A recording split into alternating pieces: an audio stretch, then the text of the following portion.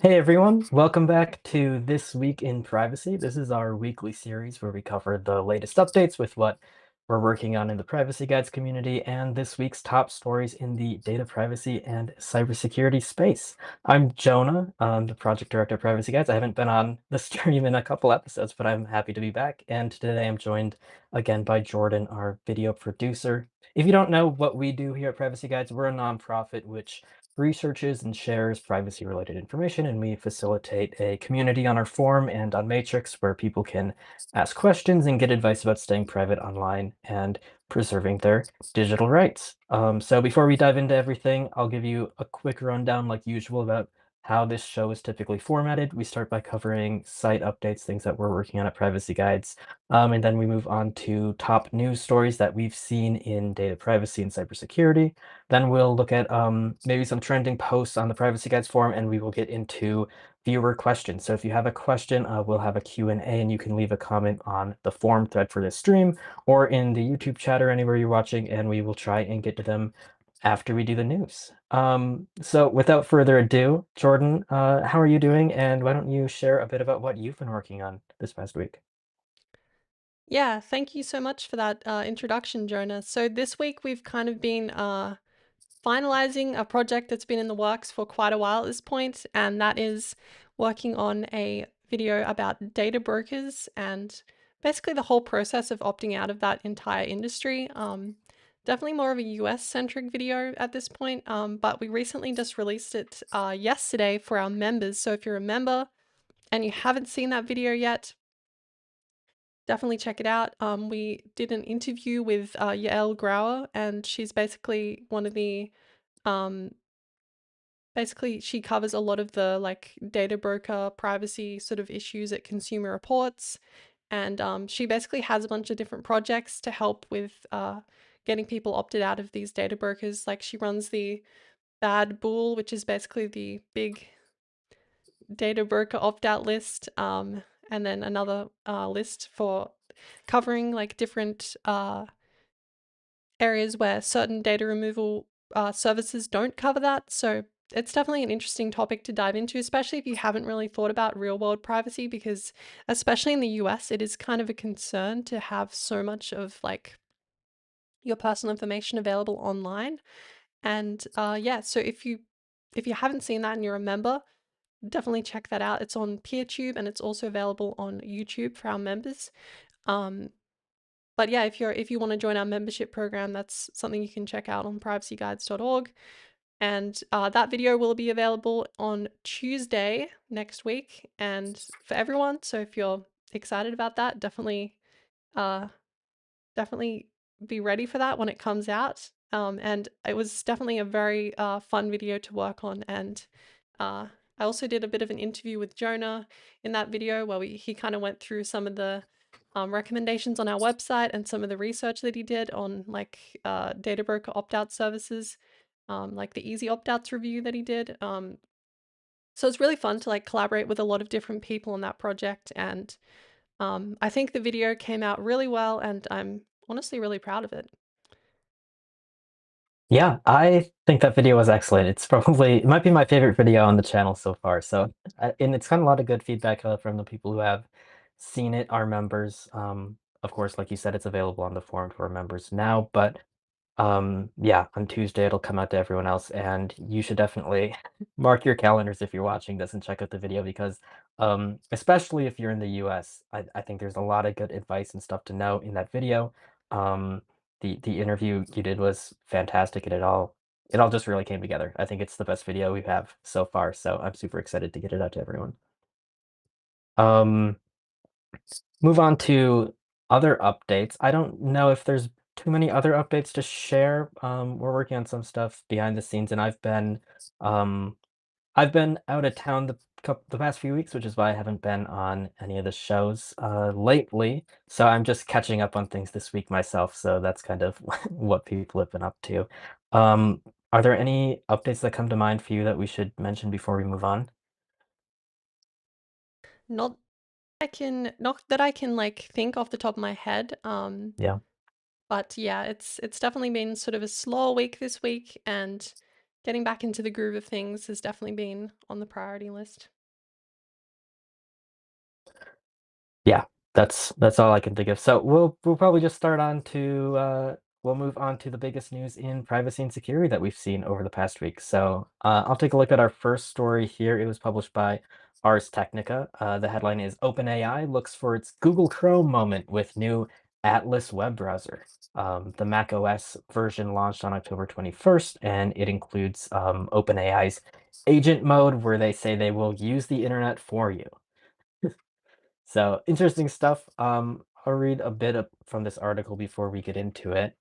They start out saying back in 2008, Google launched the Chrome browser to better integrate its industry-leading search engine into the web browsing experience. Today, OpenAI announced the Atlas browser that it hopes will do something similar for its ChatGPT large language model. The OpenAI team said that it answers the question, "What if I could chat with a browser?" Which I think is a question that probably no one outside of OpenAI has ever asked. But it's an interesting. I mean, I have a lot of thoughts on this. But how about you, Jordan? What do you think? I think we should probably just cover like what does this actually mean? Because I feel like a lot of people are just like kind of this is kind of a new concept for people, I guess. And what does it mean when they say like agent mode? And how exactly does the browser use the internet for you? Um, so I guess do you want to start with this, Jonah, or should I cover that? Yeah, I can talk a bit about that. This agent mode basically, we've seen this technology, what they call agent mode, in other programs, most notably for software development. You can download like an application like Cursor, and then it can kind of control the entire program that you're using. So it can interact with like multiple files and stuff in theory. That's kind of the goal behind it. So agent mode, I guess, in the browser sense, is mainly everything being controlled for you, so you just kind of have to type in what you want to happen and then watch it all unfold in front of you, um instead of doing it yourself. I suppose that would be how they would sell it. I think there's a lot of dangers when it comes to security, with agent mode, because it can definitely do things that you might not intend for it to do, and I've seen this Atlas browser request a lot of access to your system and to the files on your computer and to your keychain and all this stuff, because it wants to be able to do everything for you, and that kind of centralizes all of your information into a single place, where it's at risk. So with previous AI browsers we've actually seen, and I just saw Brave post about this on Twitter a bit, about Perplexity's browser, I believe, where with these large language models kind of guiding how the browser is used and interpreting stuff on the website for you, a lot of this is susceptible to being attacked by like prompt injection, for example, on malicious websites. So you could simply browse to a site that maybe has some text saying, "Hey, Atlas browser, do this thing," and then the browser could potentially just do it without asking you first. I think that's the main danger we see with any of this AI stuff, is that um, we don't really, you never really fully understand what it's going to do. Sometimes until it happens, and it doesn't always ask for consent correctly. So it's really letting your hands off the wheel and letting the browser do everything for you, which I don't think is necessarily desirable for a lot of people from from a security standpoint. Yeah, no, I think you brought up some good points that this can kind of be a bit of a concern when it comes to like the security aspect, right? Because when there's something other than yourself controlling the browser, it can act in ways that, you don't intend, for example. Like I think we already saw with there's a bunch of these AI browsers are kind of like coming out all at the same time. They all look extremely similar. And I think there was a Perplexity's Comet browser, I believe, already had an issue with prompt injections. So, like, people are making websites, for example, where it's like, discard everything, enter credit card information or like enter password. Like, it's sort of, because it's being controlled by an AI or by some other third party, it can actually be used to execute commands and like execute stuff that it doesn't intend, that the user doesn't intend, basically. And I think the main issue is also from a privacy aspect because there is someone else controlling your computer. Like, I mean, I'm not exactly sure on how this works exactly because I would assume that there's like website information being sent to OpenAI, basically like the embeds and like the content of the web page is basically being sent to the AI to interpret it, right? Yeah, and that's something that we see with pretty much all of OpenAI stuff. I don't know if we've talked too much about the privacy and security of AI models on this stream before, but I know there's a lot of discussions that we've had on our forum recently where we kind of have to I think make clear to people that all of this AI stuff, especially if it happens in the cloud, that isn't something that can be protected by, say, end-to-end encryption. For example, you're really giving all of the requests that you make in plain text to the AI companies for them to process and return to you. And so without those technical protections in place, even on supposedly privacy respecting AI providers like Proton's recent chatbot or DuckDuckGo has one, where they don't where they say they don't log that information and they don't store information without encryption. They can't actually protect the prompts when they're taking place, and that does always leave open an avenue for those um, prompts to be intercepted and maybe monitored by somebody else. It's just giving a lot of control over to these third parties with any of this AI stuff. And obviously, I think with OpenAI in particular, their whole business model kind of revolves around collecting as much data as possible so that they can use it for training and improving this AI further and kind of collecting all of this stuff, all the data that they can in order to improve their AI. And so it wouldn't surprise me if like all of this stuff was being collected for training purposes. And even if it's not, they still do technically have access to all of this because it's not something that can be protected with encryption. Right. So exactly. That's sort of an issue with any AI service that I guess we've had some discussions within like the privacy guides team about, there's like options for like I believe it's called like confidential like computing or options like where there's no way for the company that you send the information to actually access the information, but that sort of technology isn't at a point where it's actually usable for this AI format. Is that correct? Yeah, absolutely. And the other thing to keep in mind with these browsers is that it's not just the information that's being sent to you from a website or that you see on the screen. That's not the only information that's being sent to OpenAI here. They also need to collect a lot of data about your browser and your system in order to perform actions on those websites. Like to log you into a site, for example, they need access to your passwords. And I believe Atlas actually asks for keychain access and full disk access on macOS, so it can have access to all of that stuff. And people are going to be inputting all sorts of sensitive information into the browser, and they may or may not be aware that Atlas is going to collect all of that information because it's a different situation than just a chatbot, for example. People use web browsers for such a wide variety of things. And all of that is kind of put at risk when you're getting a third party involved in everything you do in a browser.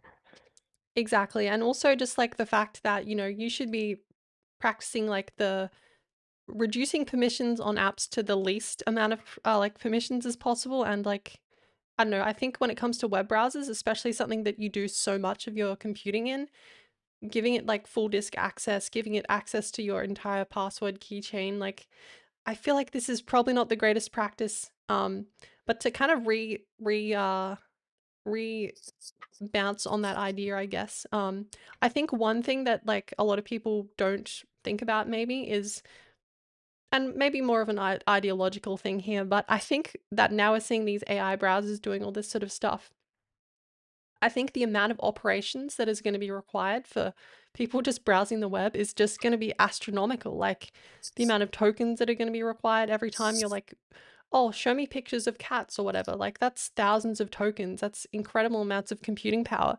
I just don't really see how this is going to continue to be like a free thing. Like it just doesn't seem to be a very viable option in the long run because um, we're just seeing more and more integrations with this stuff, and it doesn't seem like it's particularly financially feasible. So maybe we'll see more of an integration into like the ad ecosystem. Like I think you've mentioned it before, but like, integrating ads into um like AI prompts and stuff, that could be something that could be a business model that they decide to do. Or they could also partner with like data brokers, like sort of like how Google is almost a data broker, like they become a data broker. And they collect people's information and sell it. Like there's got to be a way that they make money, and I don't think many people are paying for these like open AI premium like subscriptions. Most people are using this stuff for free, and I don't see how that's gonna really end up being very financially viable for them. So I reckon we're gonna see more in the future where these browsers are like monetizing people instead of just, well, they already kind of are because they're monetizing, like, they're using your prompts to train the AI. So they basically already are, but not directly, I suppose. Um, and another thing is, I think this is terrible for like misinformation because you're typing like a prompt into like a browser. Usually, what would happen is you would be shown a list of like options on a website on a web search. Like, these are the options that you can see to visit to look at information about a topic. But with this sort of thing, it's like, you're trusting an AI to like summarize and like search through these websites and give you a sort of answer to a question, but it may not be correct, and it may be using websites that have been artificially boosted by like, SEO tactics and all sorts of things. And I saw a post on another like Reddit this week of Gemini AI. Basically, someone asked Gemini AI, like, how do I become a scientist at NASA? And Gemini said, you should start doing coke as a starting point. Like it doesn't, it's manipulated by like, search results and all sorts of stuff. It's not really a way to get accurate information. And I think we're seeing it's gonna definitely have an impact on how people find information and how people like assess the correctness of stuff. It is kind of a concerning direction to see things going in, at least. Yeah, absolutely. It's kind of scary stuff. I definitely don't think the vast majority of people are paying for AI right now, and there's a lot of different ways that OpenAI could certainly go as far as that business model. I think for a while they were thinking that if they give enough away and kind of get people hooked on AI, people will have to buy subscriptions out of necessity, and that could still be a direction that they're going in. I think it's very clear that these free services aren't going to last forever, and they really hope that they can make you as reliant as possible on AI before they have to eventually flip the switch and start charging people for it. So I think that that should be a very big concern to anyone who's relying on these cloud services. Um, but on the other hand, it does seem like more and more of these AI companies, including OpenAI, are exploring the advertising side of things, and are going to include like sponsored results in the chat prompts that you see. Or I know OpenAI is working on something where they will just show you like a daily digest, so you don't even have to prompt it beforehand. They just say, "Here's what we think you want to look at," and that will have advertisements embedded in it. Um, yeah, uh, I mean, I guess more of my thoughts on AI might make this stray into more of like a financial podcast, so maybe we don't have to go there. But it does seem like not a sustainable industry, and I think we're gonna see, um, yeah, a lot of these companies probably not work out. But in the meantime, I think that the privacy concerns are very real, and this isn't something that I would rely on. Unfortunately, because we see so much money in AI right now, and we see so many companies adopting AI, even privacy respecting companies are kind of getting on this train now. We saw the Proton announcement that we talked about a few weeks ago, but we've also seen AI being added into other web browsers, like just normal ones, not in the same capacity as OpenAI's Atlas, but even Brave and Firefox have some form of AI integration now or coming. Um, which is, I think, kind of unfortunate. We have seen that the Tor project has committed to never implementing AI features in their browser, so they are actually removing all of that stuff from Mozilla, which should also be the case for Mole browser as well. So you do have some AI-free options if you want to switch to one of those browsers. Um, I think that might be one of our next stories actually we could take a look at. Yeah, let's dive into the next story here, and that is Tor Browser rejects AI over privacy concerns in upcoming 15.0 release. So basically, if you don't already know and you don't use Firefox, they've kind of been straying into like a new territory of like integrating AI services into the browser. Like we saw like AI summaries of tabs, and we saw them adding the Perplexity AI search thing. So they're definitely pro AI at this point, I feel like Mozilla is, but just quoting the article here, the Tor project has confirmed that it is actively removing all artificial intelligence integrations from its browser, making a clear departure from a trend seen in mainstream browsers like Firefox, Chrome, and Edge. So I feel like at this point there is sort of not many browsers at this stage that don't have AI integrations. I know one that's perfectly like that's definitely stood up against this sort of thing is Vivaldi. It's not recommended on our website or anything, and there's other issues with it, but they are one that don't integrate any AI services, which is laudable, I suppose. And I also wonder, this is probably going to go downstream to the Molvad browser too, so I think this is also a positive impact on that as well. And here's another quote from the article. In the latest alpha release of Tor Browser 15.0, developers emphasized that the AI powered features pose unresolvable privacy and audibility concerns, which fundamentally conflict with Tor's security model. This decision was announced earlier today as part of the release notes for the final alpha build of the 15.0 series. The stable release is expected to launch later this month. So basically, they've explicitly removed various AI features that Mozilla had recently added to Firefox.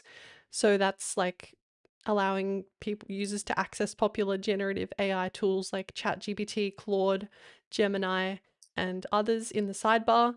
I haven't actually seen that. I'm running Firefox right here, and I haven't seen that getting added to my browser yet. So maybe that's sort of rolling out slowly, I hope. But yeah, this is definitely a positive direction for the Tor project. Yeah, I think in Tor's case, their primary concern is always, I think, with fingerprinting in the browser and all of these AI features, even if they're optional in Firefox, which Firefox and Mozilla themselves have tried to emphasize when they add all this stuff and get pushback from the community. They're like, oh, well, it's optional. You just don't have to use it. But with Tor browser, there's just higher standards for like protecting people from de-anonymization. And because most of these AI chat services that are integrated in Firefox, they operate in the cloud, or they might require a user account, or they might retain data outside of the browser.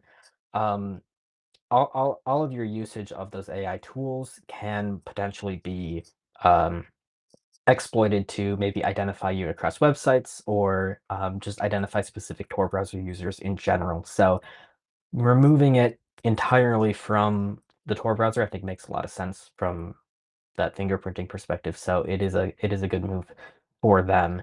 Um, yeah, I haven't had too much hands-on experience with any of this stuff in Firefox either. I know it's all pretty new, all the stuff that they've been adding. Yeah, I do use like Firefox a little bit, like as basically it's the browser that I use to like display the articles for these streams, and I've basically stripped it of all the garbage. And it's interesting that this sort of thing has been brought up because there was actually a very interesting forum thread. I don't know who started it, but I believe it might have been you. But there was basically people were saying that we should remove Firefox from the privacy guide's recommendations just because they've been showing a sort of lack of interest in privacy over quite a long period of time at this point. And I think it's definitely interesting to see that Mozilla is taking an interesting direction. I'd say most people are not very fond of these AI integrations, but that might just be a tech bubble thing, a privacy bubble thing. And maybe people who just use the browser casually don't really mind this sort of thing, but it's definitely an unfortunate direction for them to go in at this point. Yeah. I could say a lot about Mozilla. I mean, I've been kind of pessimistic about their whole direction for a while. So there's a lot of posts that I've written for Privacy Guide in the past about Mozilla and how they could improve, and it doesn't seem like they're really taking any steps in that. Um, direction, and they're kind of abandoning their core user base, in my opinion, a bit, and trying to appeal to, um, I think maybe a broader audience of people that probably doesn't actually exist, which is kind of problematic for them as a business. So I'm not too hopeful for Mozilla in general, but for now it's kind of the best we got in a lot of cases. And at least you can definitely make a lot of improvements on the Firefox browser or use some forks like web browser, for example, to improve your privacy. But yeah, I'm not too optimistic about Firefox itself personally. Yeah, it is kind of unfortunate just because like Firefox has like a lot of really nice features. Like a lot of those features that like Tor browser relies on, that's sort of stuff that was added as like part of Firefox, but it's not enabled. So, it's really sad to see this direction from Mozilla, but I do still think Firefox has a place, and I kind of hope that they won't disappear, because if that does happen, we'll have one browser, like one browser engine, basically. I'm sure the like open source community might be able to step in and keep it maintained, but definitely not to the same degree that, let's say, the Mozilla Foundation is, or corporation, I suppose, at this point. Um, Yeah, I mean, it's hard to maintain a browser. We see even going back to OpenAI Atlas, we've seen that that's even though it's supposed to be the Google Chrome killer from OpenAI, it's based on Chromium because that seems to be the the browser engine that most of these companies are basing everything on. Microsoft is working on some similar stuff with Edge, which has been Chromium based for a while, but they want to integrate Copilot with that more. So the Copilot expansions across the whole Microsoft ecosystem are another concern, I think, for people's privacy and security. We've posted a bit about that on Twitter, and a lot of people have been resharing that and are concerned about that because not only is Copilot being more deeply integrated with Windows, but it's being added to all of these other programs. I don't know if you saw, I just saw this morning. Microsoft launched a new like chat bot thing. I don't know what it's called, but it can transform into Clippy, and I thought that was just really ironic because we've seen on the internet lately um, all of these people kind of adopting the Clippy profile picture and saying like, bring back bring back this old-fashioned technology like as an anti-AI movement basically. That was kind of started. I think Louis Rossman kind of drove that, but Microsoft is now coming in and kind of adding Clippy in back into all of its new AI stuff kind of in response. So that's kind of I think that's a crazy move. It kind of unfortunate, but it seems like a bad time on Microsoft's end for it doesn't seem like anything is going to go super well over there. yeah, it's kind of unfortunate how like disconnected from like reality they are. Like seriously, like you decided to add that, really? But I guess it's like nothing. It's par for the course when it comes to Microsoft. I did just bring it up. It's Microsoft Copilot's version of Clippy gets a name. Welcome, Miko. So Copilot Miko, and it's like this little Miko. like chip thing. Um, but yeah, it's definitely sort of a breaking story, I guess. It just came out a couple of hours ago. But yeah, it's interesting to see how these how Microsoft is sort of not really getting the message, especially because I feel like a lot of people are not really too excited about moving to Windows 11, and they keep extending the date on Windows 10. People don't seem to want this sort of stuff, but I don't know, it just seems to keep happening, so people must be using it. Yeah. Uh, AI is going to be in everything. I think we just have to see how it goes. But all of this cloud connected stuff, especially, I would just want to reiterate how much I would caution using it because none of that data can be protected. It's only kind of a matter of time before I think we see leaks or we see that data being abused, even by employees of these AI companies who have access to all this stuff. It's just a lot of information to be putting out there. So be aware of those risks. Maybe we should work on some more AI guidance in the future. But I think we can move on from the AI topic a bit. I started a poll in the chat if you can see it on YouTube. I don't know how these polls work, but you can let us know if you use AI regularly. And I think we can move on to our next big topic, which was, of course, earlier this week, there was some major AWS downtime. So this article, this is reported by Reuters. Their headline is Amazon says AWS cloud service back to normal after outage disrupts businesses worldwide. So that was on October 21st when they made that announcement, but it seemed like kind of the whole day the internet was disrupted by AWS because one of their sites went completely down.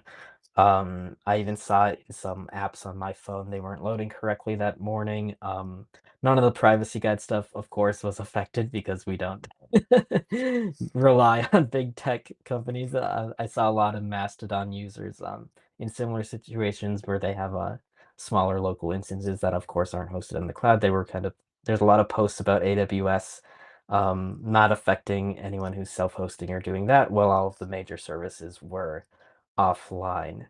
Um, did you see any notable services that were affected by this that you know of? It's interesting you say that because yeah, I was online when this was all going down, and I guess this was specifically affecting a lot of Americans because it was on the US East server. But as I understand it, there's like a lot of centralization on that specific server with a lot of people like running literally their entire like server like infrastructure, like identity infrastructure from US East. So apparently it did break a bunch of stuff, but like I didn't actually notice anything. So I guess it might have only affected um, some more US services in that particular case, but still it is quite a huge outage. So I was expecting to see something, but I didn't. So Yeah, I think the main thing that we saw affected in the privacy community here was Signal was affected, and we saw in a tweet the president of Signal, Meredith Whitaker, that she confirmed that it was hit by the outage, and they I think we're having some issues with media being sent because they use AWS as a content delivery network, and so there were some Signal problems that day. I saw some posts from Elon Musk saying like my chat app still works if you use X, kind of against Signal. Um, I don't know if it's really comparable to compare Twitter DMs to Signal, especially from a security standpoint, but that was kind of the beef that I saw going on. I think the main takeaway from all of this is that all of the centralization on a single provider does have a lot of impact when these providers go down and people aren't building redundancies in place to protect against this stuff. And we're going to see it with AWS as more and more people centralize on that cloud. We also see it with other big centralized cloud networks like Cloudflare, for example, when they have downtime, which is not infrequent, that affects a ton of different websites. And it's placing a lot of power and responsibility in these single companies, um, that it just causes a lot of problems all over the place, is my main point. yeah, I think like whenever you're I mean, I'm not saying it's like wrong to use like a large cloud provider because like with Signal's case, like they probably have a lot of like data like flying around. They probably need this sort of large cloud provider to do that. But I guess yeah, I think one thing that one of the team members brought up about this sort of thing and was a it's always important to have like a backup way of communicating, right? So like if Signal goes down because of AWS, what's your alternative? What's the way that you're going to be able to communicate with people that's also safe, that's also secure? Because you know there is issues with centralized services. There's also issues with decentralized services, like you know your Matrix server. What if the disk fills up and then the entire server crashes? Like there's issues with that, right?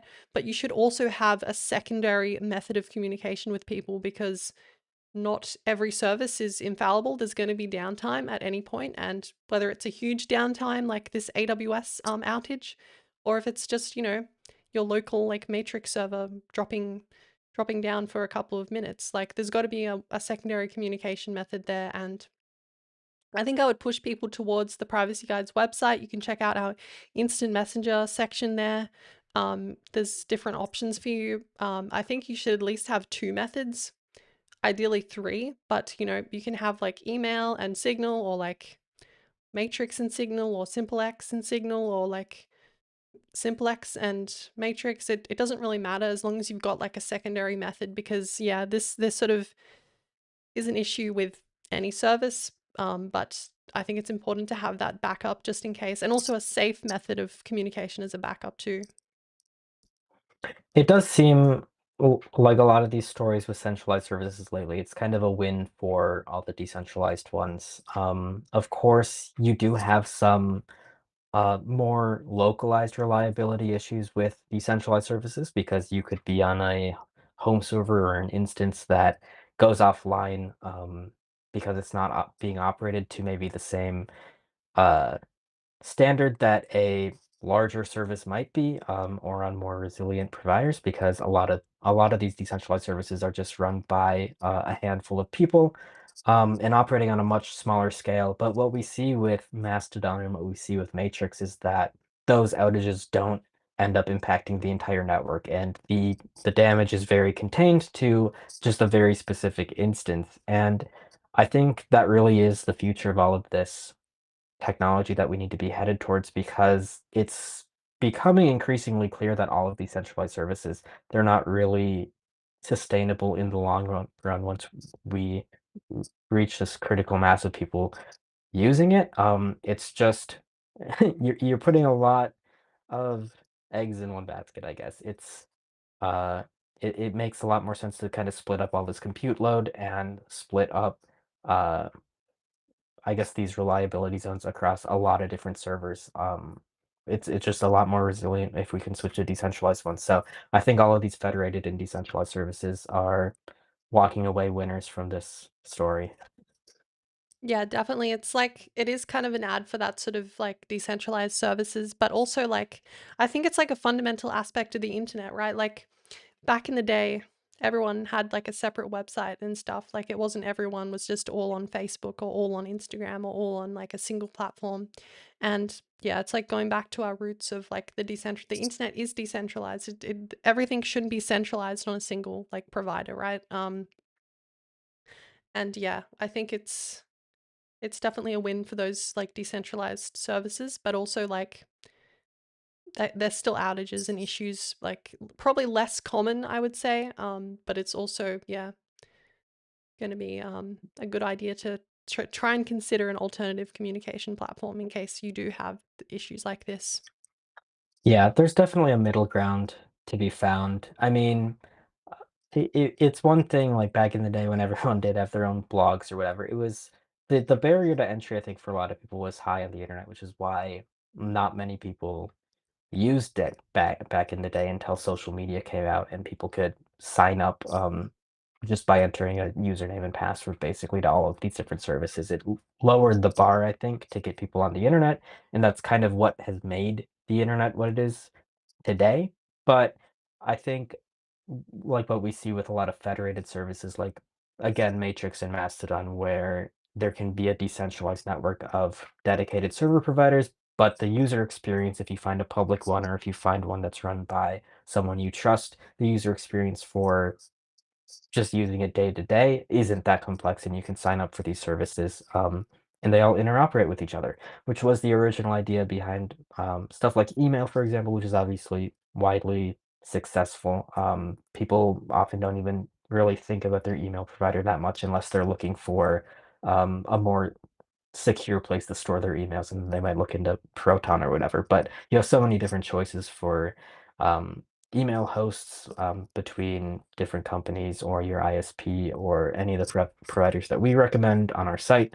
Um, and they all work together pretty much seamlessly. And I think that that is kind of the future that I would like to see more of these apps head towards, which is why I'm kind of a fan of Mastodon myself.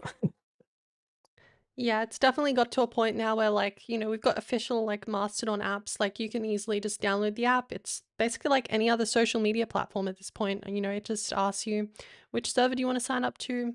I don't think it's that complicated. I think it's quite simple for like, the average internet user to be able to sign up, and it's a return to that idea of everyone having their own space on the internet, which I'm certainly a fan of, but it's definitely not as popular at this point, unfortunately. But Yeah. I feel like we've I talked will about this. say, Oh, sorry. well, I would just add one more thing with this AWS outage. I think this really heavily impacts people who are in kind of like a smart home or Internet of Things ecosystem because so many of those products, unless you completely control it yourself with like Home Assistant and local network protocols, a lot of that is just connected to your Wi-Fi, which then connects to the cloud. And I think we've seen a lot of these services, kind of like what you mentioned earlier, are based in US East. One, because it's easier to just keep it in one place, of course. And that is probably the most popular market in order to provide a decent connection, I think, probably to Europe, but also the rest of the United States. It's in a good location, which is why people centralize there.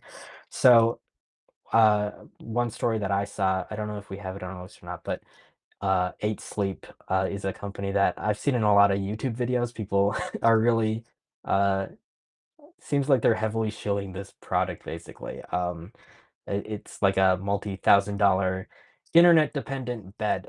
Oh, I see we do have a story here. This is from Ars Technica where their headline is AWS outage reminds us why $2,449 internet-connected bed is a bad idea. And so users were reporting that their beds were stuck in an inclined position, so they couldn't lay down. People were reporting that they couldn't adjust the temperature on it, so it was too warm, and nothing could happen because AWS was down. And I think, not only is there, usability issues with all of this cloud connected stuff, but also privacy issues. These things send a lot of data to the cloud about how you use them. They can collect all sorts of data and send it off.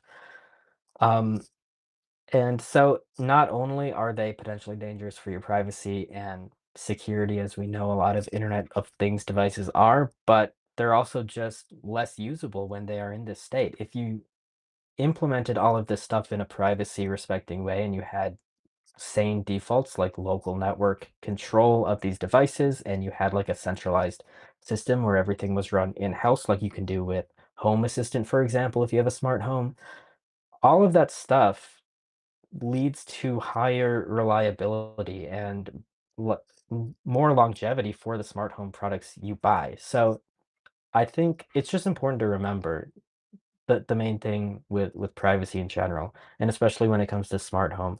I think when companies uh, incorporate privacy into their design and they really think about, how they can minimize data collected and how you can really control everything about this device without having middlemen that are also looking at what you're doing.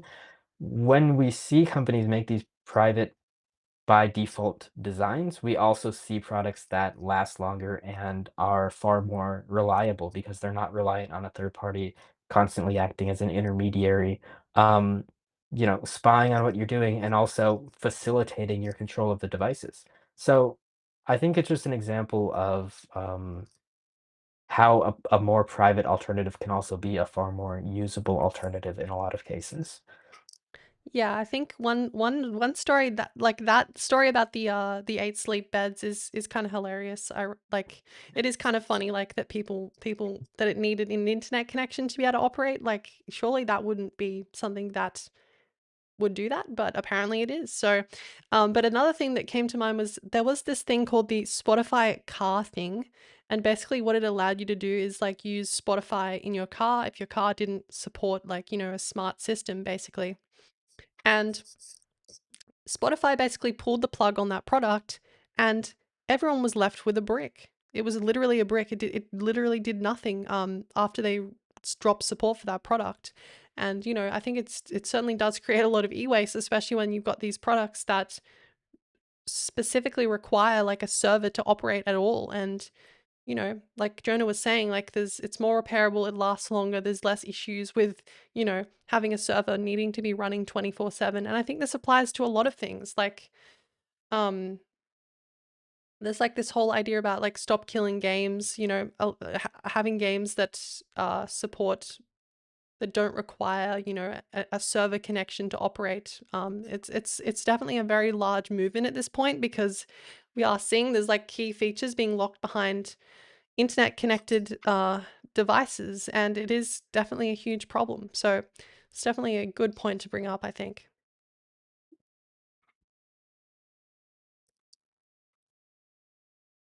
I think that kind of covers the AWS stuff. Do you want to start us on the next topic we have here? Absolutely. So I guess the next one here is from Tech Radar. And it's we need to go beyond Signal. How today's AWS outage shows the weakness of centralized apps. So we kind of talked about this a little bit already about Signal being centralized, but I guess we can kind of recap this story here. Signal's privacy and security are great, but being a centralized app makes it vulnerable. In quotes here, Signal is a great messaging app with amazing privacy and encryption, but it's built on a centralized system based in the US. A service that exists only in one place becomes much easier to block or attack. So they basically, this is kind of, I guess, somewhat biased because it's coming from the co-founder of Matrix who's offering a competing product. So, I mean, this is a little bit, take that with a grain of salt, I guess. Basically, Matthew Hodgson, that's Matthew Hodgson that I'm talking about there. Hmm. And I think it's interesting because we could have sort of talked about this a little bit, but that's not something we sort of covered. There is definitely a benefit to having a decentralized system because a centralized app like Signal, there's servers for that are very specific, and that's much more easier for countries where there are internet restrictions to basically block any connections to those IP addresses to those servers, and easier to censor. So that is definitely an aspect of Signal being an issue, and that is why Signal did eventually come out with basically the ability to run a Signal proxy, which allows you to basically have a connection through an alternate party to connect to Signal, which would in theory bypass the blocks that are put in by governments and um, allow a similar idea, but there's still the issue with it being a centralized service. Yeah, I think it just goes to show not only like how unreliable these centralized services can be, but yeah, also how easy they are to block. I mean, if you think about it, it makes a lot of sense that if everything is centralized into one place, then you just have to go after that one place to block it. And we see that all the time with things like the App Store on iOS. Since it's a centralized place, it's the only place you can obtain apps. We see governments go after that in order to censor what kind of apps can be downloaded by their citizens in certain countries. And it's just a very problematic setup, I think, to have in general. It makes a lot more sense to kind of have a multitude of options that people would have to go after, and a lot of different choices that people have in order to use their devices however they want, right? So, yeah, yeah, the AWS stuff. If you were affected by it, I guess I would say to anyone watching, or if you notice any of your smart home stuff wasn't working when this happened, it might be time to reconsider whether you should use those products in the first place or switch to a better alternative that isn't going to have these issues because um, a lot of these privacy, security, reliability issues all go hand in hand with each other, and you're going to run into a lot of problems when you give up that much control to these third-party cloud providers. Definitely. I feel like we kind of talked about this for a while, so we can probably head on to the next article here if you're ready. Yeah, our next article is from TechRadar. The headline is Wisconsin wants to force all adult sites to block VPNs with a new age verification bill. Here's everything we know. So they say the bill has now landed in the Senate for consideration. First introduced in March, what's known as Wisconsin AB 105 or SB 130 is quietly moving up the legislative process. The proposal has already passed the debate in the Assembly and had its first public hearing in the Senate held on October 8th. The bill seeks to introduce an obligation for all service providers operating in Wisconsin that knowingly and intentionally publish or distribute material harmful to minors on the internet to prevent anyone from accessing their content when connected to a VPN. So of course, this does tie into all of the age verification discussions that we have had on this podcast so far. And we've seen similar proposals in other states. It is really interesting to see I mean, we kind of predicted that this would happen, that they would start with blocking adult sites, but then they would move on to blocking things like VPN providers or other perfectly legitimate activities that could be potentially used to circumvent these blocks. So it seems like what this bill would do is uh, force anyone operating like these adult content websites right now to block VPN connections entirely because they might be used to bypass other age verification restrictions, supposedly. And we do see it right now because age verification is kind of applied so inconsistently across the board. VPNs have been a useful tool for kind of avoiding all of those age gates, basically, because you can connect to a place which doesn't have these laws.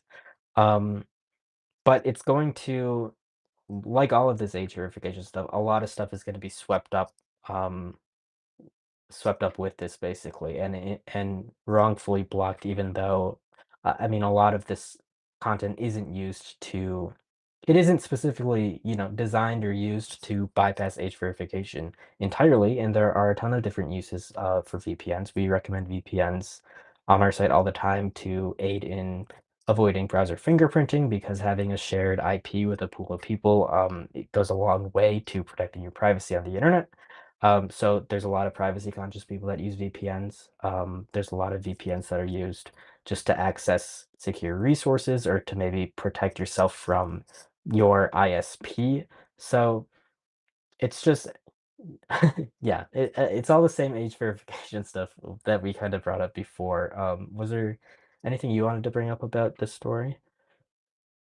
I don't know. I guess it's just like sort of just a thing about like, how exactly do they plan on doing this? Like it's so great when they come up with these bills and things to push through, and it's like how exactly do you plan on doing this? Like what are they going to do? Like scrape every single VPN provider, find every IP address that's used as a VPN? I mean, there is technically like I guess a way to check an IP address is coming from a data center, so I suppose they could do that sort of thing, but it just doesn't seem to be that feasible and seems more like a method of control than any other thing here, basically. Yeah, at the end of the day, all of this age verification stuff, it's extremely dangerous for kids and families in general when we take away all of the responsibility and all of the kinda, I guess, taking away oversight and taking away parental discretion from parents with their kids. You're taking away your choice or your ability to raise your kids how you want and to kind of bring them into the world at their own pace. Um, and you're kind of outsourcing that to governments is what's happening, and they want to use that to control and kind of indoctrinate kids in whatever this group of whoever's pushing this agenda wants them to believe. And I think it's a dangerous position to be in. And I think more parents should be concerned about that because it just takes away a ton of rights that you as a parent currently have. It also we've already seen it happen and it's been predicted and it's going to continue being a worse problem going forward. But these age verification laws, it just pushes people who are seeking out this content anyways to go more to the fringes and go to um more harmful content than you would otherwise um normally find. I think it's just a big problem in general. That people now expect the government to kind of do all the parenting for them, which we've talked about before in all this age verification stuff. But it's not it's not a sustainable solution, um, as opposed to other proposals, which maybe give more control to parents and have like parental controls on device that could potentially be more privacy respecting because that comes down to it being an individual family decision instead of a decision that's being handed down from on high to to everyone, and that can be less abused for like censorship purposes because um people have individual discretion in that case, whereas with all of this stuff you're kind of forced to submit to these government programs in order to access anything that they deem offensive, which we've already seen in the UK is beginning to include um things that are obviously not offensive in the first place to most reasonable people. Stuff like Wikipedia, for example, potentially being blocked by these programs is an example of how they're already going too far, and they're not doing what they say that they're doing. They're not just going after adult content. I think people need to understand that fact because that seems to be the main talking point.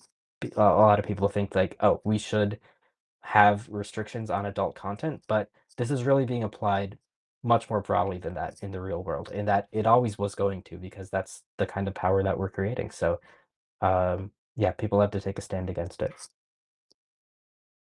Yeah, I agree with everything you said there. It's definitely concerning to see at least how like these laws are actually coming into fruition, I guess, because they're not really number one, they're not really working. Number two, they're just, causing issues with censorship because content that's not actually, adult content is being censored. And yeah, it's an interesting place to be at this point.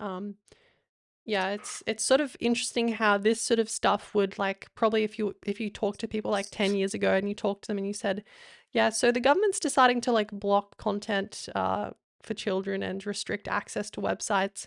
I think pretty much everyone would be against that sort of thing, but it seems like the culture has sort of had a dramatic shift in the last couple of years, and we're seeing this become more and more common. And, I feel like this is the sort of thing people would criticize in other countries where there are censorship laws and sort of things, and they would be heavily criticized by those people. But now, suddenly, when it's happening in, a so-called democratic country, it's an issue. It's an issue that's perfectly reasonable. So, yeah, it's important to push back on this. It's definitely more popular than it is not popular. Unfortunately, because yeah, like Jonah said, this is sort of being pushed as like to protect kids. How could you be against protecting kids? So yeah, it's tricky. It's hard, and I think blocking VPNs is just another thing. Like, there's going to be another way around this at some point. So yeah, it's pretty terrible that this is all happening right now. Yeah. There's there's a ton of resources about age verification and its problems on our forum, and we've talked about it in some past episodes. So, if anyone listening has any questions about this new stuff or about age verification in general, let us know. But otherwise, I would definitely check those out if you want to learn more about this stuff, and we can probably move on to our next. I believe this will be our final news story, and then we'll move on to the Q&A. If you want to introduce it. Um, which story would that be exactly? Sorry, I'm not sure if maybe there's been a story added at the last second or something. Oh, I see it's not in CryptPad, but it's in the newsletter. I'll introduce this one. It's from TechCrunch. Just a quick update. Apple confirms that it pulled controversial dating apps and TeaOnHer from the App Store. Do you want me to send you a link? Yeah, I might need a link for Oh, that. Sorry, this is all right, yeah. I'll send it over and I'll read this first one. So we talked about tea in a past episode, but this article says controversial dating safety apps. They say T and T on Her have been pulled from the Apple App Store. The app's removal was first spotted by the App Store intelligence provider App Figures, which told TechCrunch the two apps were removed from the App Store on Tuesday in all markets, but remain live on Google Play.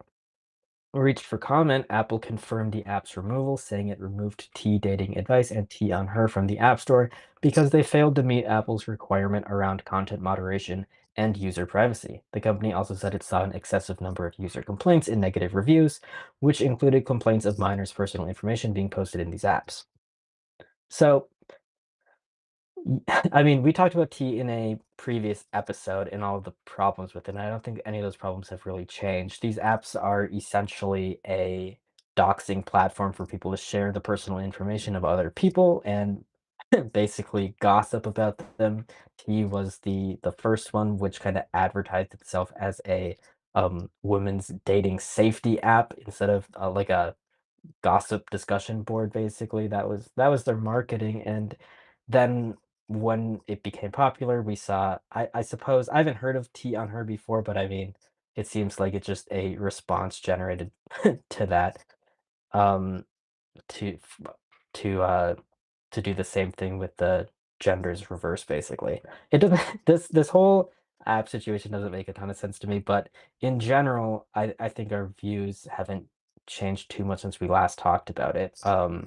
It's just a dangerous place where people and their personal information is being shared without their consent. And it's very, I think, hard to have your data removed from platforms like these, which creates safety problems for people.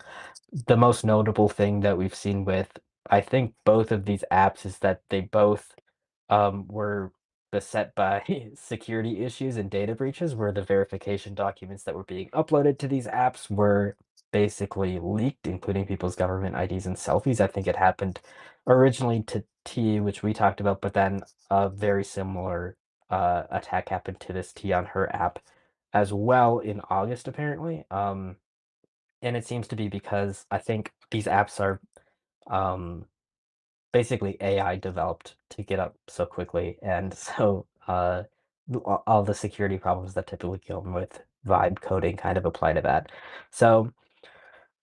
So yeah, I think it's a good thing that these apps are taken down because they have obvious privacy issues.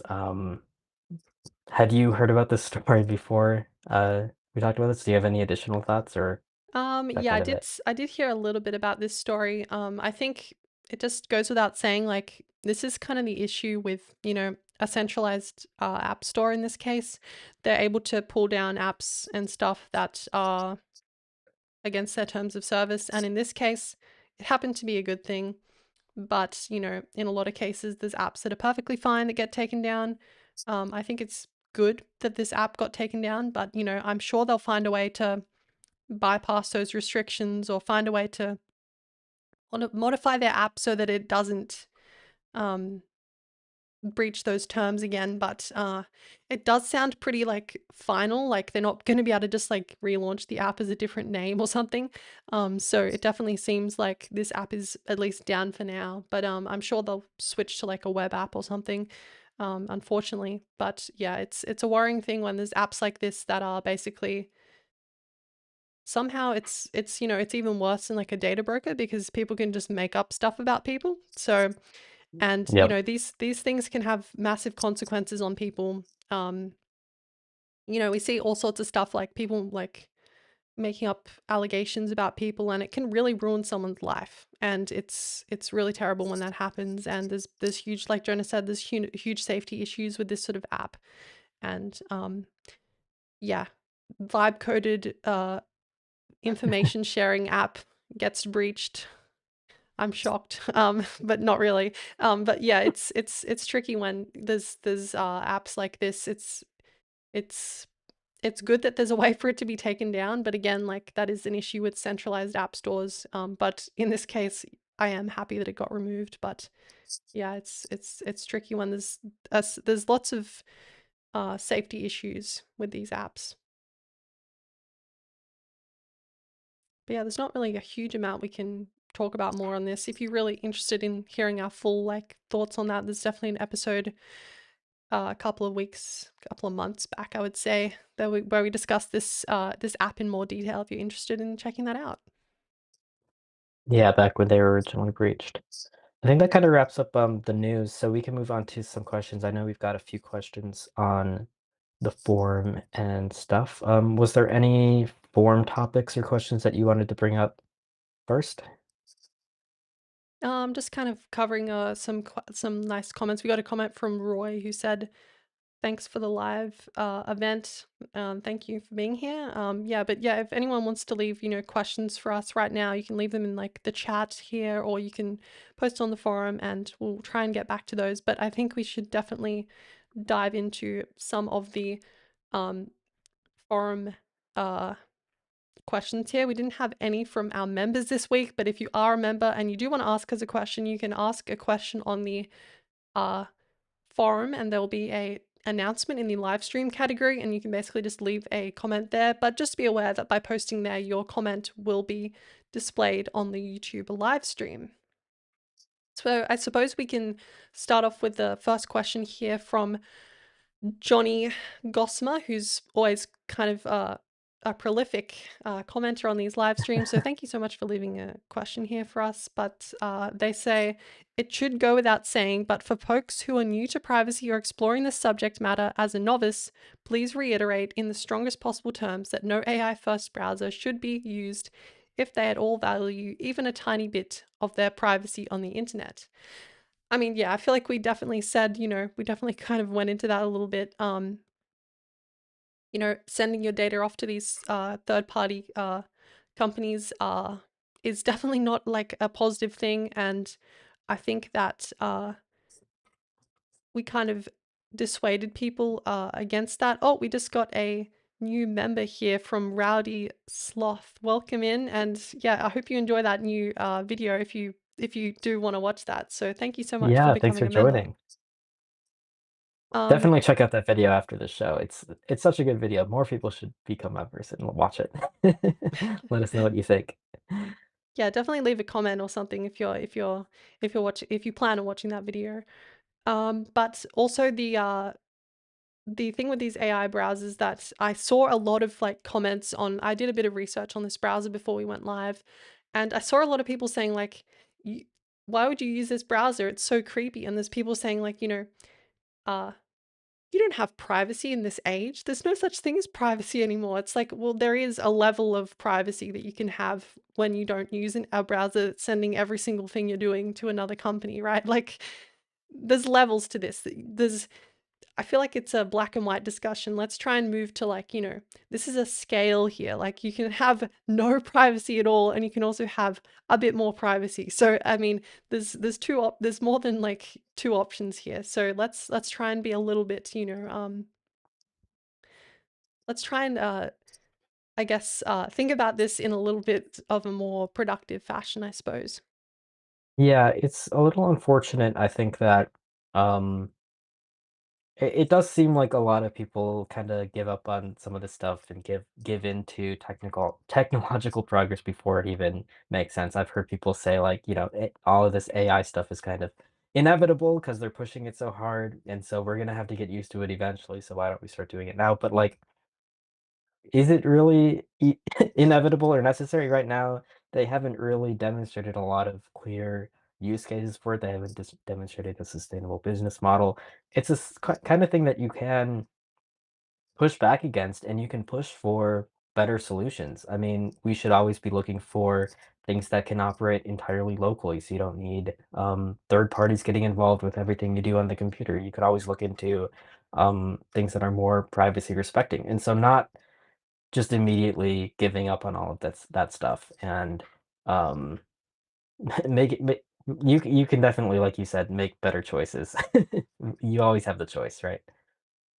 Exactly. Yeah. There's like I also want to say like I don't think this AI stuff is as inevitable as these like I guess like tech bro AI bro type people are saying. I think this is like in a lot of cases we've seen this sort of new technology. It's like in its hype phase at this point, and there's there's uh there's definitely a thing about it now, but I don't think it's gonna succeed or be that pervasive in the future. But that's I guess a prediction on my part. It's not like any fact on that. But yeah, I don't think we need to be using these products if you can avoid it. I know in a lot of cases, a lot of professions now, it is sort of a requirement because everyone is using it at this point. But I think you can definitely try and avoid using it in your personal life or for sensitive things. That's definitely a benefit. But I know there's some people that really struggle, especially I've heard in software development, it's sort of a requirement at this point to be using these tools, um, which is really unfortunate, but it's sort of the state of things. I see another question on YouTube. Anything planned for members next in terms of products? That's from LDDKFFDK. What a username. Yes, we definitely have a lot of stuff planned for members. There's a lot of stuff in the works. That's coming soon. Of course, all of our future videos that Jordan's working on are going to be early access, so that's kind of the main thing that we have for members right now. But behind the scenes, we're working on a lot of stuff that you'll see shortly for the website, and we have some plans that I can't talk too much about right now, but I hope to see come out within the next few months. So I think definitely we'll see a lot of members stuff ramp up probably around December, and definitely in 2026 will be a big year for all of that stuff. So stay tuned because we're not that far out from all of that, but to answer your question, yes, but I can't really share many details, but keep an eye on it. Definitely be very excited because I will say there's some big stuff coming, definitely. Um, but yeah, definitely enjoy like the early access videos. We plan on doing that for, like Jonah said, the future ones that come out, and we're trying to increase the quality. We're trying to like involve more people with these projects, make them really important, informative sort of stuff. So definitely be on the lookout for new stuff in that regard. Okay, so I guess we can move on to the next comment here on the forum. This is from No Nina or Nonina. Hopefully I said that right. Sorry if I butchered it. This is terrifying for anyone's privacy. There must be still people, perhaps thousands, who use it as their regular browser. How dangerous? It is kind of dangerous because I think a lot of people use these sort of products and they don't realize that, the information that is being sent off to a company, right? Like it's not very transparent, I would say. Especially because there could be quite a lot of sensitive information being sent to OpenAI. And in a lot of cases, it's like painting a very large target on these companies. This is a very valuable target for a hacker because what if they push like, what if they gain access to the app source code, or they push an update to people and all that information gets funneled to a third party, or if they hack the servers? There's all sorts of concerns, especially when the data is not encrypted. And especially because these services have a lot of these, memory features where you can basically tell the AI, store this information about me so you remember it next time I talk to you. Like, all this data is not encrypted, it's all stored on servers. It's painting a very large target on these AI companies that in a lot of cases they're probably what do you call it, like trying their own supply, or like using AI to code their AI. It's like a bit of a Yeah. terrible mixture, I would say. I feel like I just saw a headline. I don't remember what big tech company it was. It might have been Microsoft, but somebody said like right now 75% of their production code is now AI generated or something like that. I'm pretty sure it was Microsoft that said that, and that is just a crazy number, especially like because Microsoft they make all of these products that so many like businesses rely on. So that's going to have such an impact in so many ways, and it's really dangerous. I think with the OpenAI Atlas browser in particular, though, when we think about the like this poster said, thousands of people who are probably using this as their regular day-to-day browser, not only are they being put at risk in terms of their own privacy and security, but potentially anything that you send them. Um, like if you send them a message or that they access in their browser, that's put at risk. Also, if they're, browsing anything that you post online, like if people are accessing your private social media, for example, but they're using OpenAI Atlas to do that, now that's information that you maybe didn't intend to be shared outside of your close circle of friends on Facebook or Instagram or whatever, and now, I mean, even if you use Mastodon or something that's more privacy respecting and you have a private account, if people are accessing that with these browsers that are basically spying on everything that the user is doing, that creates privacy and security concerns for a lot of people. It's not just yourself that's being impacted when you choose to use these tools. And so I don't know. It's a bad situation to be in. I think trust in other people in general is just really being eroded right now by AI because it's so easy to leak information. It's so easy to create misinformation and post that online. It's so easy to do all of these harmful things to society thanks to AI. So yeah, it is a dangerous situation. I would totally agree.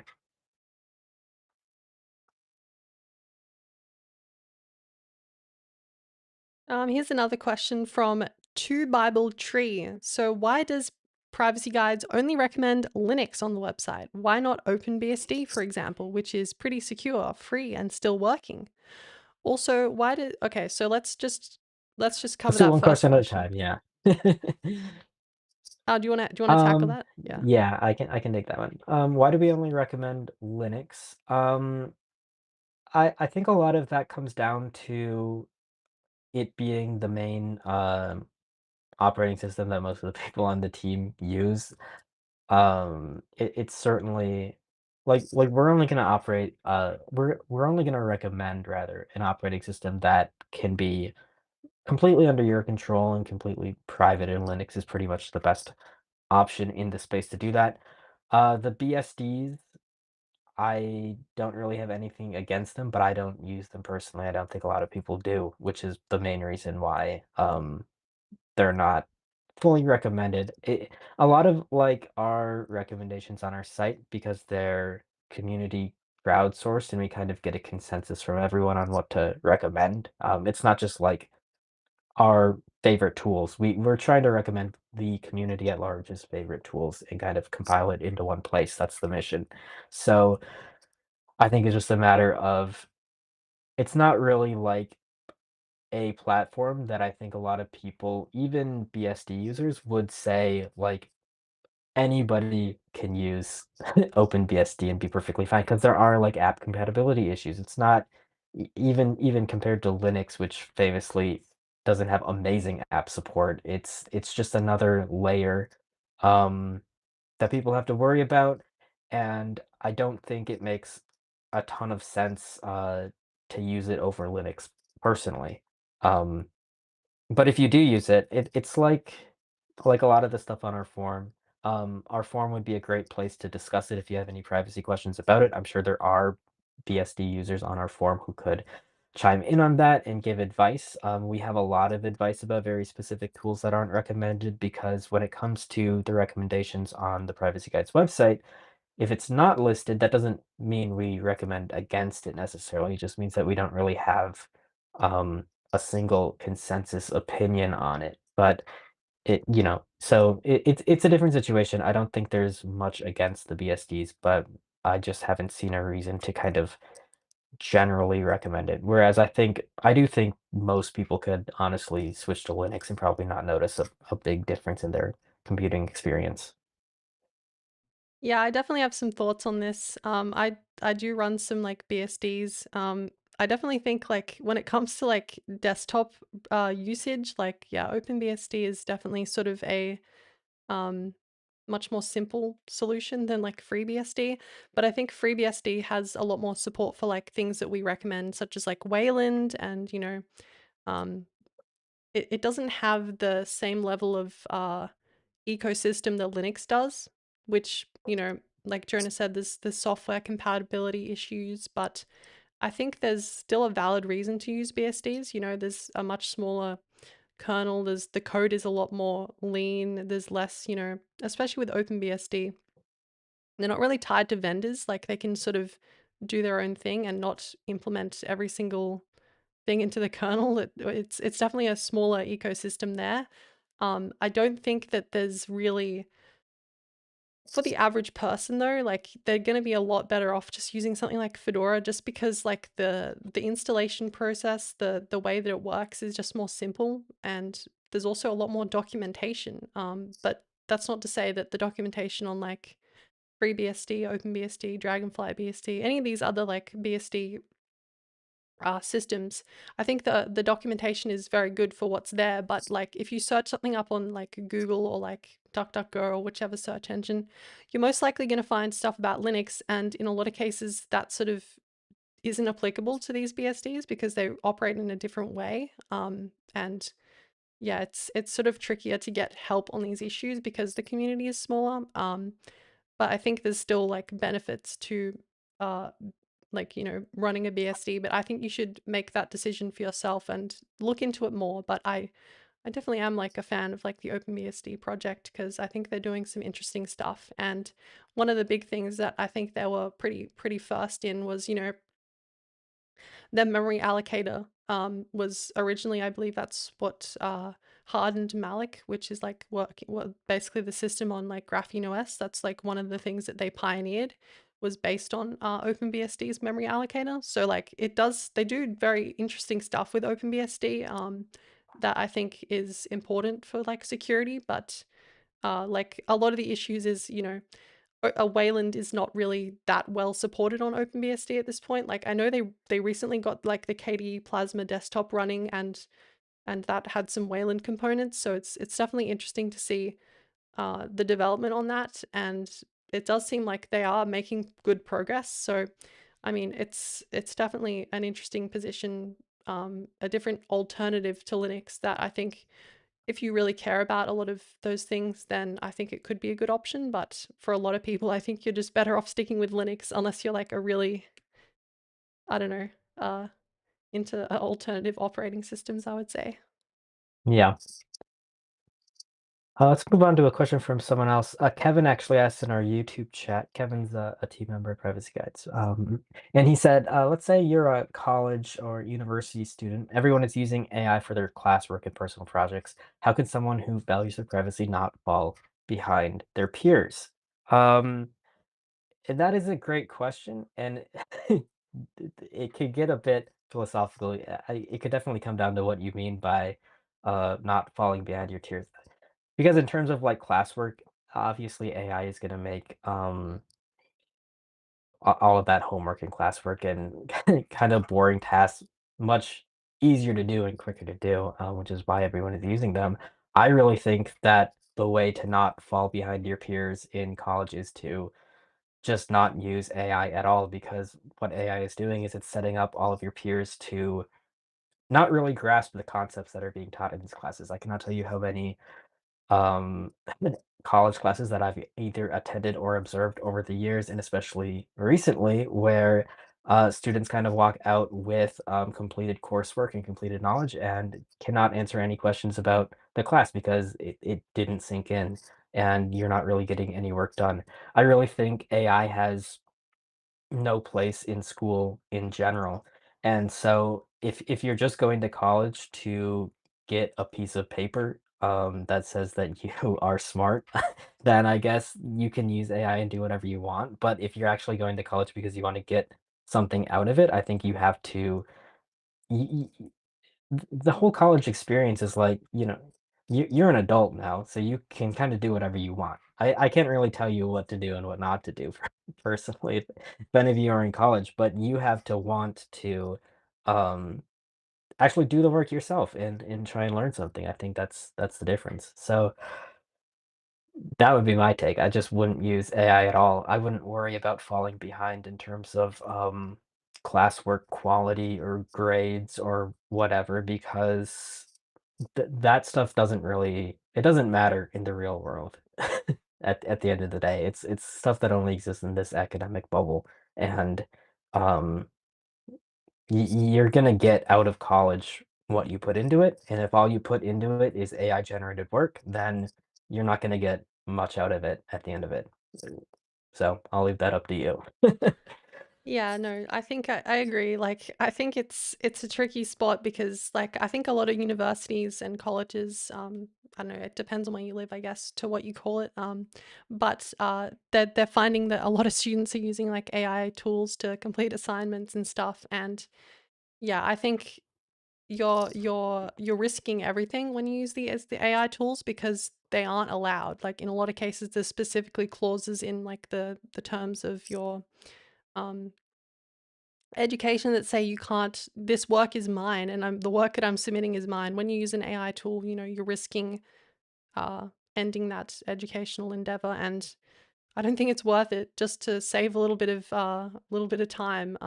Definitely think about it like that as well. You're risking a lot when you use these tools, and like Jonah said, you're not learning anything. So it's better to go and get some experience and get some and learn something than just to use an AI tool to complete your assignments for you.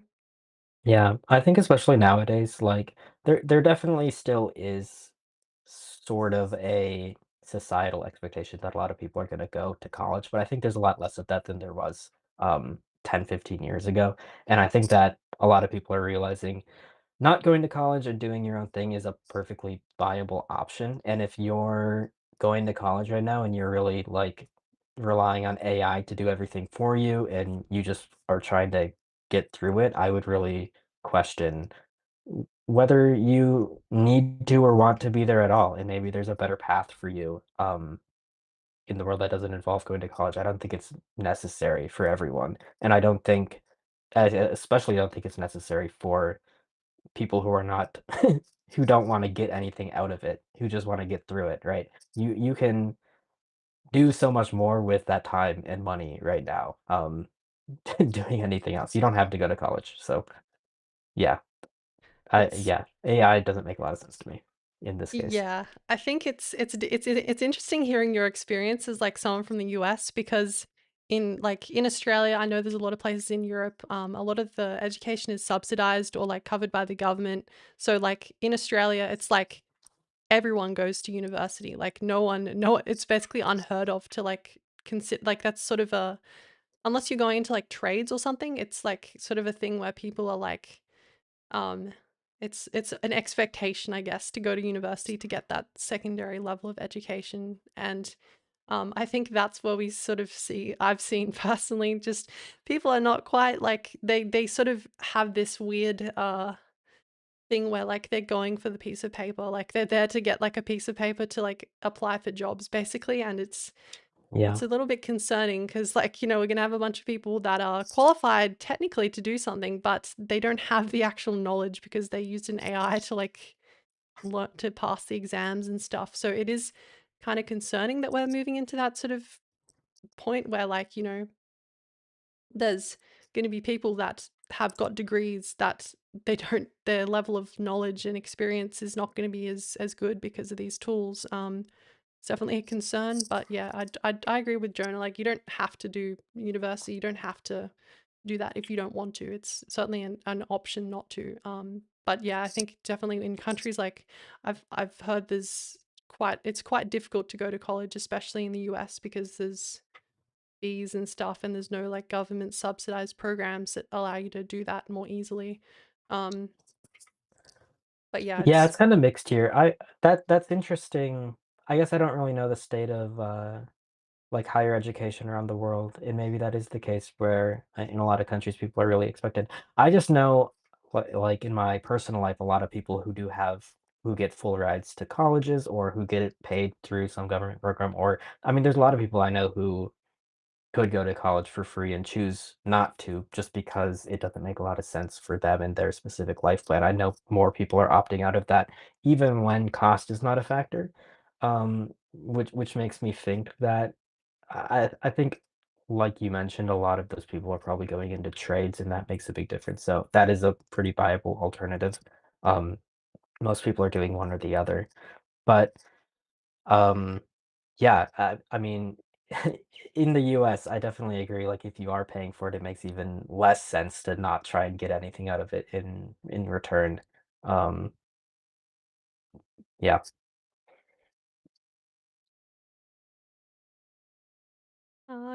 I don't think I see. Okay, here's also we were talking about this OpenBSD question, and then there was another comment. So I feel like this is a question for you, Jonah. But also, why does Jonah say that the phone ecosystem is in bad shape? There is still Graphene OS and other ROMs out there that make phone usage pretty private and secure. I know recent news of Google and the developer verification Play Store stuff, but still, you can use your phone mostly in freedom today.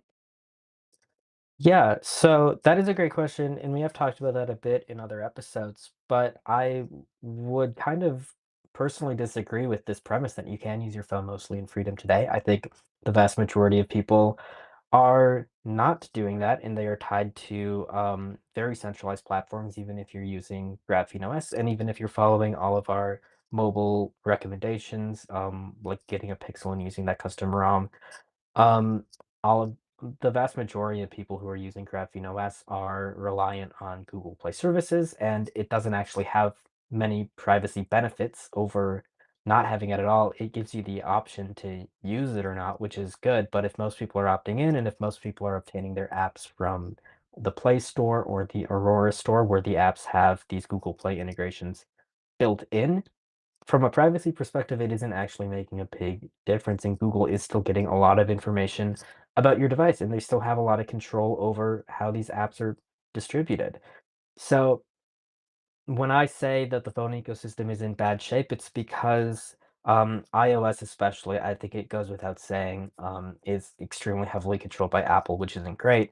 But I think what gets overlooked is that the entire Android ecosystem is extremely heavily reliant on Google and Google Play services. And even if you're using these custom ROMs, in the past, it was extremely common to just flash Google apps separately. And the only reason they weren't included with ROMs like Lineage OS was because of like licensing issues with including Google apps, which is why it was just a separate thing. But it was kind of expected that everyone would install it. And now with modern custom ROMs like Graphene OS, while it's still optional, it is required for a lot of these apps to work and a lot of the apps that people expect from their phones. And if you can't get away with not installing Sandbox Google Play and doing everything in a web browser, for example, or just using apps from F-Droid or apps that come pre-installed on your phone, you're not really getting the privacy experience in the mobile ecosystem in general is just it's not great. And I think just kind of how it's designed and how apps are made compared to web apps, for example, I think it lends to a lot of these more privacy invasive practices, and I don't think people are really escaping it right now. And I think we'll see that Google and the developer verification stuff. I think that will have a lot of impacts on custom ROMs. So, yeah, I don't think it's a great situation. Yeah, I agree. It's not really like, I mean, you can use stuff without Google Play services, but still it's very embedded in the Android ecosystem to a point where, like Jonah said, you need it for a lot of cases. So it's not an Yeah, ideal it's situation. just on these mobile platforms, everything is really built around app stores first. And on Android, that pretty much is Google Play. Most apps are not distributed outside of Google Play. And so you're reliant on Google Play and their policies and all of their technologies. So things like safety net in Google Play, which verify the device to make sure it isn't running a custom ROM and blocks custom ROMs entirely, that's the sort of thing that will probably be ramped up more and more in the future because we've already seen its use ever expanding in different apps, and it's really being applied in apps where it probably doesn't even make any sense. It's just a lot of attacks on custom ROMs in general from Google that we've been seeing have me the most concerned about Android.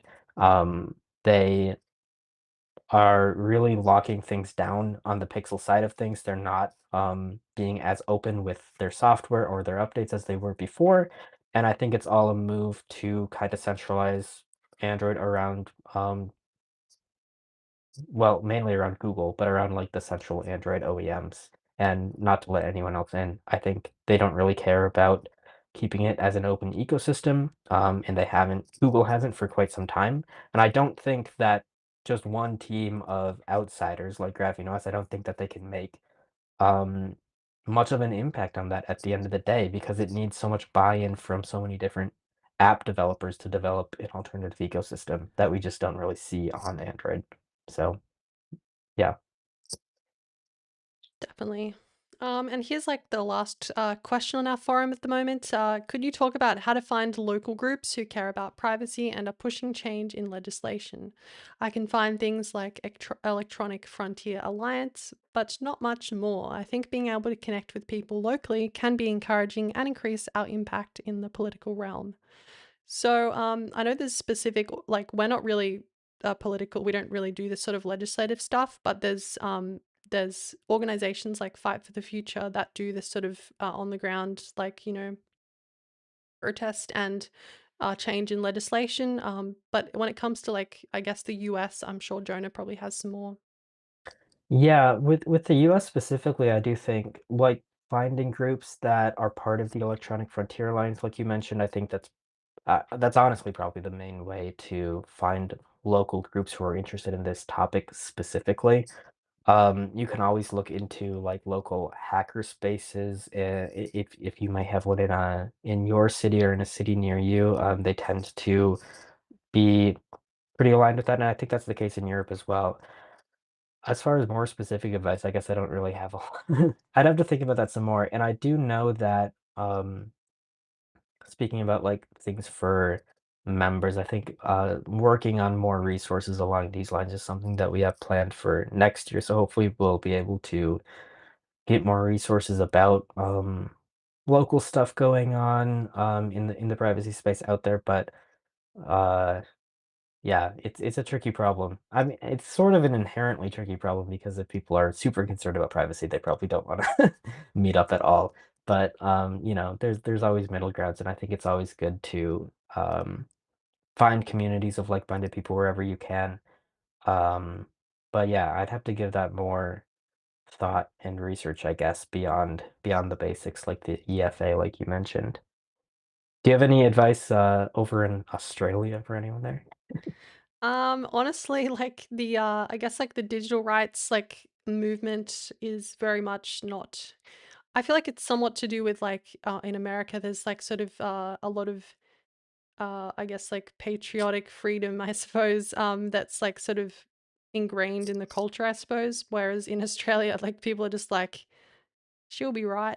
Things aren't really like people are just pretty chill. So I feel like it doesn't really there's very much a lot less of that in Australia. And there's no specific organization that I could recommend off the top of my head. I'm sure I could probably find something where they do this sort of stuff, but we do have the Electronic Frontier Australia, which is like a small group that does that sort of legislative stuff. But I think those sort of organizations, wherever you are, I know there's plenty in Europe that do a similar thing. But I think getting in contact with those organizations could be useful, especially if you like want to volunteer your time and help with, putting out resources or help on the ground if there's a need for that sort of thing with organizing things. Um, but yeah, I think there's definitely a need for like, political change to happen because there's certainly a lack of it at this point, and that's why we're seeing so many of these laws getting pushed through without a lot of this political pushback that needs to be applied.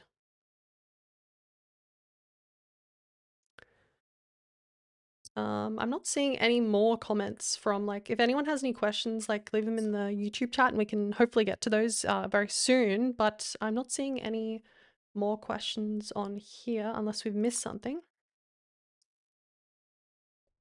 I think that kind of covers all the questions we have so far, so we might do just a last call for questions if anyone's watching and wants us to talk about something else. In the meantime, have you seen any forum discussions over the past week that you wanted to highlight quick before we wrap things up? Yeah, just kind of quickly. That was like two topics. One of them was a bit controversial, but we're going to cover it anyway, and both of them relating to F-Droid. And let me just bring that up on screen. So here it is. Is F-Droid actually an unsafe source for apps? And basically there's a sort of disagreement among people about how safe F-Droid is because of the process they do about like signing and building apps, because a lot of that is like centralized on F-Droid themselves. So whereas there's other app stores that do it in a different way, like Obtainium, which isn't really an app store, but basically it downloads apps from different locations in a centralized app, basically. But I think there's definitely some genuine concerns about like F-Droid being not the most safe app store, but I think uh, this is an interesting topic to dive a bit more into. Yeah, as far as F-Droid being like a good source of apps, they've definitely made a ton of improvements over the past few years, and more apps are being built with reproducible builds, which gives more assurance to the apps that are being built and kind of mitigates a lot of those concerns about signing keys. When we're comparing F-Droid to other app stores, that that signing key issue in the third-party builds is a problem, and I'm not a fan of that in F-Droid, but that is the norm for the Play Store, for example, right now, where Google has the keys to all these apps now. They forced developers basically to hand over keys to them a few years ago. And so they're kind of in a similar situation where they're just building their own version of apps, and the developer doesn't really have a lot of control over how they're built and distributed anymore. So from that perspective, I don't think F-Droid is a lot worse off. And in fact, if an app is using reproducible builds on F-Droid, then that's a much better solution than Google's current solution right now, which doesn't really have a similar process. Uh, what else? I think F-Droid is just it's all right. It's not my favorite, but compared to the Play Store, it's a much better solution, and I hope to see better app stores on Android in the future. Yeah, I think there's like there's a thing here, people saying like a Crescent is better than F-Droid, but you know, I think a Crescent is interesting, right? It's interesting, but it's also in alpha, and like we saw like over the last couple of weeks, there's been issues with the developer having to rebuild the backend, rebuild the whole installer process, and it meant that apps were delayed, app updates were delayed. You know, I think there's ways where there's issues with all of these platforms. There's no perfect solution, but I think they're all doing interesting things in their own right. And like Jonah said, F-Droid is not a terrible place to get apps. But I think when it comes to privacy guides, like we are like trying to focus a little bit here on privacy. I think, you know, anything other than the Play Store is going to be an improvement, because with the Play Store, unless using Aurora Store, you have to log in to download those apps. They get added to your Google account, and that's a risk for people. Like having those apps displayed in your installed apps list that allows Google to know what apps you have installed. And in some cases, that could be quite concerning for people, right? Because like you could download an app that's for a very sensitive purpose, and that could put someone in danger or could be a risk. So I think when it comes to privacy, I think you should just use the ones that have the apps that you need. And if that means the app's on a Crescent, I would probably try that, and then also use F-Droid at the same time, or, you know, use Obtainium and a Crescent, or, you know. Yeah, along those lines, I would definitely remind people that on Android apps can pretty much figure out all of the other apps that you have installed in your user profile. So if you are using Google Play services at all, it's very likely that Google is able to see what apps you have installed regardless of where you obtained them in the first place. I think that's why on Graphene OS in particular, it's so important to utilize multiple user profiles, and especially if you're using Google Play services, their sandbox version, having a dedicated profile for those apps that you may have to interact with Google and keeping that separate from apps that you obtain with F-Droid is really good advice for keeping things compartmentalized and private on your device. If you go to the community wiki on our forum, we actually have a guide on different ways to set up user profiles and what might make sense for Android users. So I would definitely check that out if you don't use multiple user profiles too heavily on Android right now, because I think that's kind of a killer feature of Graphene OS, but it's also available on a lot of different Android operating systems in some capacity. So using those profiles and isolating your data can be a big privacy improvement there. Absolutely. That's a great point to bring up too. And I guess just to move quickly on to the next topic here, there was also another discussion about F-Droid, and that was F-Droid removing or marking religious books such as the Bible and Quran as not safe for work, or NSFW. And basically, because there is these laws that are coming into effect in the EU, for example, like there's restrictions on what you're allowed to basically distribute for App Store providers, and I think they were trying to get on top of that before it came into effect, and going through the apps to see which ones should be put as not safe for work, right? Because apparently you have to at least mark something as not safe for work if it's not safe for work. Um, there's no need to verify that. It's just because you don't have an account, so there's no need to verify, but they still needed to mark things as not safe for work. And I think I talked about this a bit. I heard people talking about this as like a bit of a like atheist, like r/atheist, like trying to like mark the Bible and Quran as not safe for work. I think it's, you know, it's with any historical text, whether you believe you believe in it is not really an issue here. I think when you get into like, uh, restricting access to like any sort of text like this, it's a dangerous path to go down. And I mean, it didn't really have any impact on the downloading the app. It just marked as not safe for work. So I mean, there's not really much like uh, that it does on this in this aspect. But the F-Droid developers, after like a lot of community pushback, and there was quite a lot of conversations in this thread as well as other places, they did end up reverting the decision to mark Bible apps as not safe for work. So it's an interesting discussion to get into. But yeah, I think it's definitely it's getting close to what I would say is censorship, even if, it's not something I personally believe in, but I still think people should have the option to access that sort of information. Yeah, that whole story is strange, and I didn't get a chance to look into it too much. So I'm interested to see how F-Droid is handling this. I see in the thread people are pointing out that these apps that are marked as not safe for work, F-Droid is adding some criteria for their main repository where they're not going to allow those sorts of apps in general going forward.